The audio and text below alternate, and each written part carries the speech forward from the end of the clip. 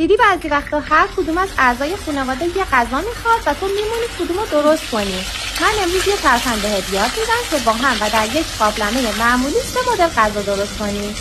مرغ‌ها رو بعد سرخ کردن ادویه و پیاز بزنید و بذارید که بپزه و مخفوق بشه. برنج رو که آبکش کردین به طور مساوی داخل 3 ظرف بریزید. به یکیش شوید و باقالی پخته اضافه کنید و مخلوطش کنید. داخل یه ظرف دیگه زعفران بریزید و با برنج حسابی مخلوط کنید. یه قسمت رو هم سفید بذارید بمونه برای آلبالو پلو. هسته آلبالوها رو در بیارید و بهش شکر و کمی آب اضافه کنید. یه ربع که جوشید کافیه. حالا کف قابلمه روغن بریزید و مثل من ورق فویل رو شکل بدین و داخل قابلمه بذارید. یه قسمت کمی برنج زعفرانی، یه قسمت برنج و باقالی و برای قسمت سومم که آلبالو پلو هستش کمی از آبش رو با برنج مخلوط کنید که ته‌دیگش خوش رنگ بشه و کف قابلمه بریزید.